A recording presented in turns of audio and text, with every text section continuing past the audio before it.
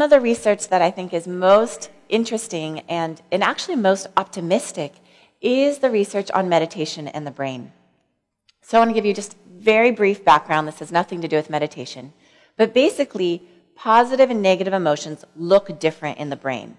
So when we're feeling happy, joyful, vital, alert, we have higher left-to-right ratios in our prefrontal cortex. When we're feeling depressed, anxious, in fact, even people who have post-traumatic stress disorder or severe depression, we see much greater activity in the right-to-left ratio in the prefrontal cortex, which is this part of the brain that developed more recently.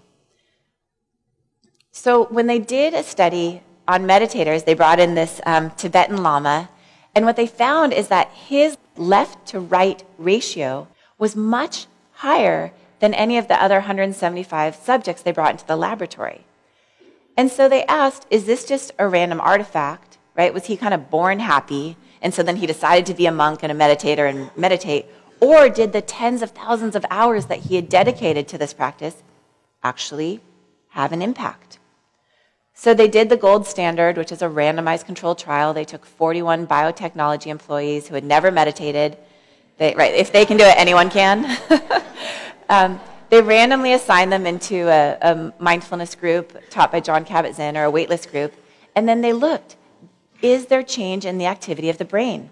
And what they found is that 4 months later, there was significant differences in this left-to-right ratio, where they had much greater activity in left to right with greater positive emotions, vitality.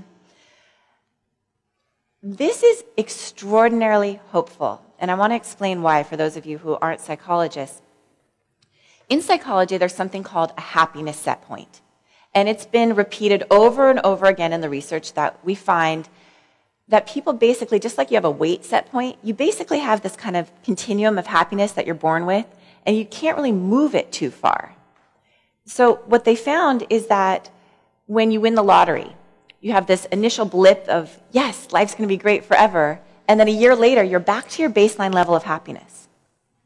If you're in a terrible accident and you become a paraplegic, you have this huge dip, and then within 1 year, you're back almost to your baseline. When I first read this, I thought it was shocking. So surprising, and yet they replicate it again and again.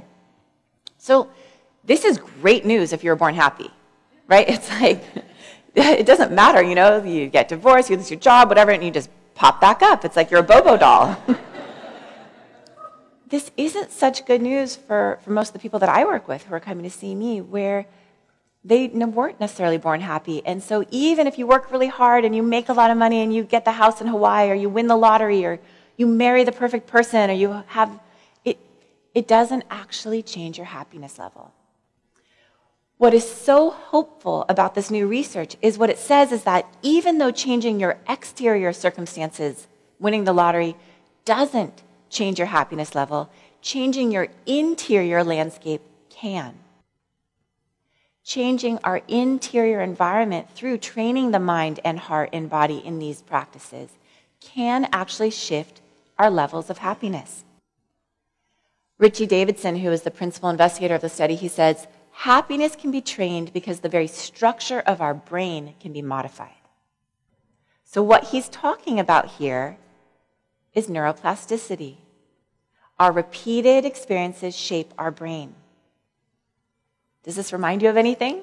Right? It's exactly what this monk told me. What we practice becomes stronger. Everything that we practice, every single moment matters. So these are brains from Harvard. I think that makes them a little more special. And basically, Sarah Lazar did this wonderful early research, and what she found is that meditators, the actual parts of their brain that have to do with attention, concentration, emotional intelligence, compassion, those parts of the brain actually get stronger, bigger. It's called cortical thickening. And that this thickening is correlated with practice. What we practice gets stronger. So the way I like to think of it is we have these super highways of habits. And they're well-grooved pathways in our brain, right? They just, they're what we automatically do. And what mindfulness is helping us start to do is to kind of like build, I think of it as like digging a country road you're clearing all the brambles in your brain. You're creating this new neural pathway that's like, oh, I'm going to actually do it with compassion this time, or with a little more patience, or a little more presence. And so instead of going down that same superhighway of habit, we're shifting and we're going down a different pathway. And every single time that we do this, we're strengthening that pathway so that eventually that pathway becomes the habit.